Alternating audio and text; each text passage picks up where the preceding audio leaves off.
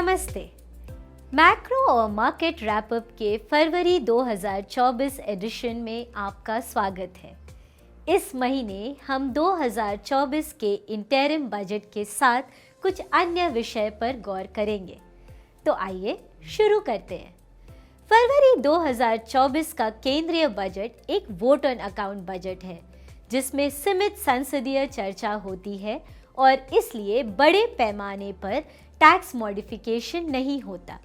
नई सरकार बनने तक खर्च करने और रिसीट्स जमा करने की परमिशन लेना यही एक प्राथमिक उद्देश्य है। 2024 के इंटरिम बजट का मेन थीम फिस्कल कंसोलिडेशन प्रतीत होता है। बजट से पहले यह अनुमान था कि इलेक्शन के पहले सरकार अपने रूरल स्पेंडिंग को बढ़ा देगी, पर हाउसिंग के अलावा और कोई रूरल स्कीम्स में खास बढ़ोतरी नहीं हुई है। सरकार 2024-25 में फूड और फर्टिलाइजर सब्सिडी भी कम करना चाहती है। फिस्कल इंपल्स साफ तौर पर कम हो रहा है।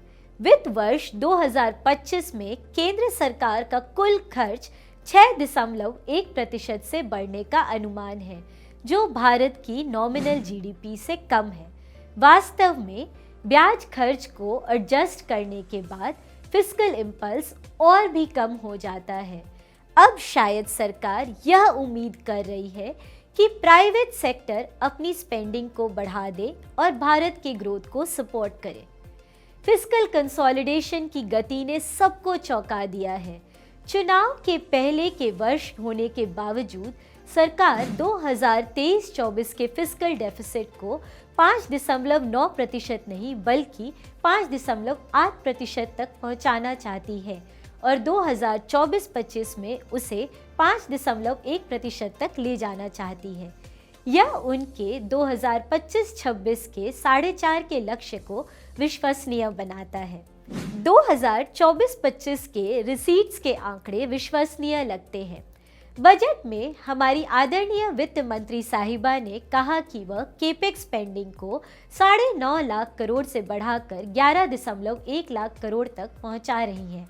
पर अगर हम उन मुख्य क्षेत्रों को जैसे कि रोड्स, रेलवेज, डिफेंस, मेट्रोज या वाटर के स्पेंडिंग प्लान्स को देखें तो उनके केपेक्स स्पेंडिंग में कुछ खास वृद्धि नहीं है। ऐसा लगता है कि पूंजीगत खर्च का एक बड़ा हिस्सा लोन और इक्विटी इन्फ्यूजन की ओर निर्देशित है।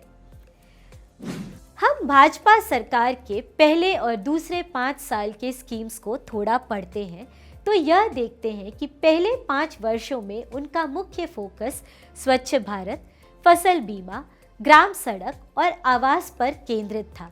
वहीं दूसरे टर्म में उन्होंने आवास के साथ साथ जल जीवन के बजट को बढ़ाया।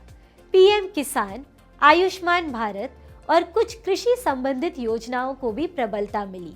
अगर सरकार तीसरे टर्म के लिए आती है तो शायद वह बिजली पर अपना ध्यान केंद्रित करे। वोट ऑन अकाउंट बजट होने के कारण टैक्स रेट्स में कुछ खास परिवर्तन नहीं आया है। यह सब हमें फाइनल जून-जुलाई के बजट में देखने को मिलेगा। अगर किसी देश का फिस्कल डेफिसिट में है तो इसका यह मतलब है कि वहाँ की सरकार आय से ज़्यादा खर्च कर रही है, जिसके लिए उसे बोरो करना होगा।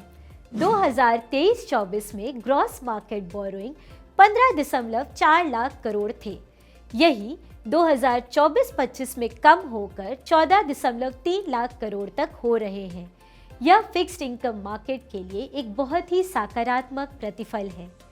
ओवरऑल, क्योंकि इंफ्रास्ट्रक्चर स्पेंडिंग बने हुए हैं, फिस्कल डेफिसिट और मार्केट बोरोइंग कम हो रहे हैं और कोई नकारात्मक टैक्स का बदलाव नहीं आया है, दोनों फिक्स्ड इनकम और इक्विटी मार्केट ने बजट को एक अनुकूल रूप से लिया है। बजट की स्पेंडिंग के प्लान्स के साथ हमें यह संकेत मिलता है कि अगले 2 महीने में बैंकिंग प्रणाली की लिक्विडिटी स्ट्रेस में सुधार होना चाहिए। ओवरऑल, अगर सरकार अपना डेफिसिट कम कर रही है और कोई पॉपुलिस्ट स्पेंडिंग नहीं कर रही है तो यह कोर इन्फ्लेशन और मॉनेटरी पॉलिसी के लिए लाभदायक है। लेकिन फिलहाल तो आरबीआई ने दूसरे दिन ही VRRR ऑक्शंस अनाउंस कर दिए हैं। अगर इसका सारांश कहें तो आरबीआई अभी भी मॉनेटरी पॉलिसी को टाइट ही रखना चाहती है।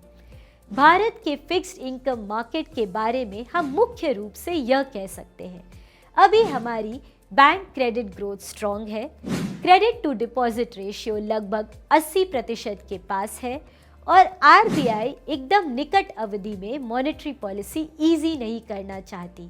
वहीं दूसरी ओर इस साल Indian G-sec emerging market bond index में शामिल होंगे, जिससे एफआईआईज भी जीसेक खरीदेंगे और भारत में रेट हाइक समाप्त हो चुके हैं।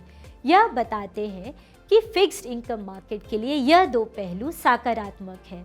अंत नतीजा यह है कि जीसेक रेट्स पॉलिसी रेट से केवल 55 बेसिस पॉइंट ऊपर है और यह निकट अवधि में एक न्यूट्रल आउटलुक है।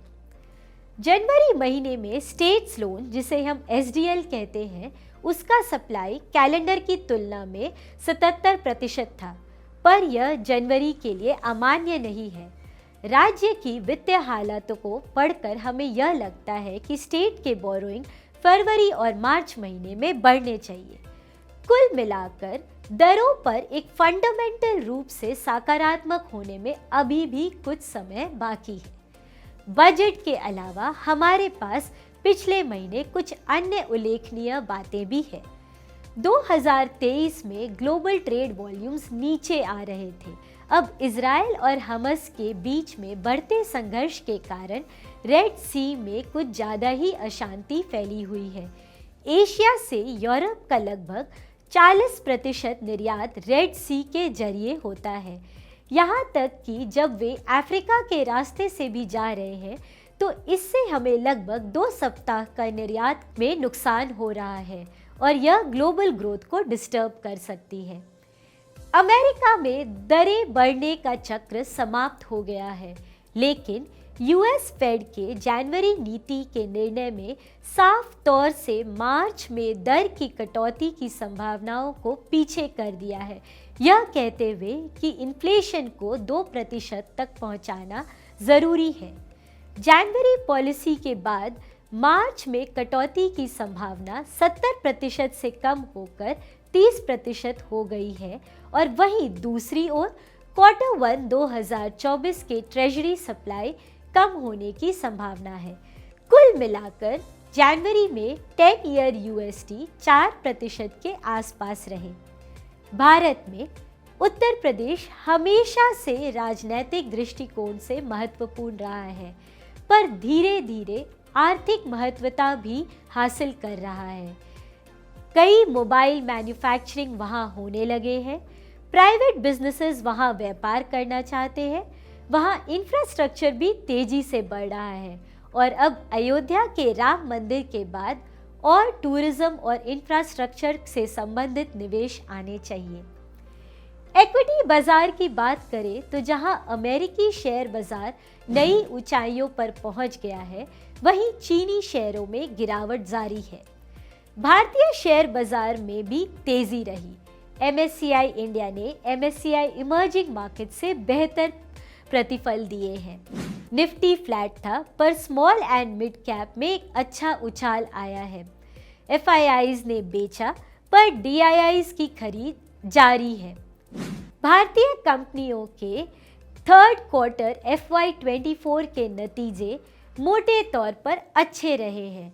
जिन 28 निफ्टी कंपनी ने नतीजे घोषित किए हैं, उनकी सेल्स में 5% की वृद्धि हुई है, लेकिन प्रॉफिट्स में 24% की वृद्धि दर्ज की गई है। बैंकों ने उम्मीद से बेहतर नतीजे पेश किए हैं, जबकि IT सेवाओं का प्रदर्शन एक औसत दर्जे का रहा। कंज्यूमर कंपनीज ने नतीजे कुछ खास नहीं दिए हैं। ओवरऑल अर्निंग्स के आंकड़े ठीक है और सपोर्टिव भी हैं। जैसा कि हम कहते आ रहे हैं, जब तक रेट कट्स एकदम स्पष्ट रूप से नज़दीक न दिखे, तब तक 2024 का वित्तीय बाजार 2023 तक जैसा ही रह सकता है।